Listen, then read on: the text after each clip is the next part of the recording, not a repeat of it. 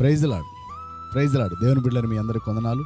పరిశుద్ధ బైబిల్ గ్రంథంలో ఈరోజు ఒక వాగ్దానం, ఇర్మియా 15:19 పరిశుద్ధ గ్రంథంలో రాయబడినటువంటి అద్భుతమైన మాట ఏంటో తెలుసా? దేవుని వాక్యంలో రాయబడినటువంటి ఒక అద్భుతమైనటువంటి మాటను మనం చూస్తున్నాం. ఇర్మియా గ్రంథంలో నీవు నా నోటి వలె ఉండు అనే మాటను చూస్తున్నాం. అవును దేవుని బిడ్డలారా, దేవునికి మనం ఒక నోరై ఉండాలంట. దేవుడు నోరిచ్చింది మనం తినడానికే కాదు, యేసయ్యని గురించి స్తుతించాలి, యేసయ్య గురించి మరి మహిమపరచాలి, ఘనపరచాలి, ఆయన వాక్కులను మనం వెల్లడి చేయాలి. అందుకే ఆయన నోరుగా మనం ఉండాలి. ఆమేన్.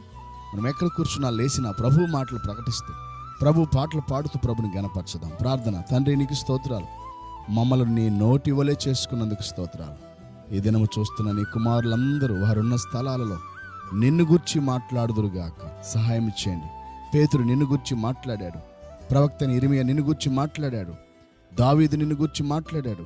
ఈ విధంగా శిష్యులందరూ నిన్ను గూర్చి మాట్లాడినట్టుగా మేము నిన్ను గూర్చి మాట్లాడటానికి నీ నోరుగా మమ్మల్ని చేసి దీవించమని యేసయ్య పరిశుద్ధ నామములోనే చూస్తున్న బిడ్డలందరినీ దేశ విదేశాలు ఆశీర్వదించమని వేడుకుంటున్నాం తండ్రి.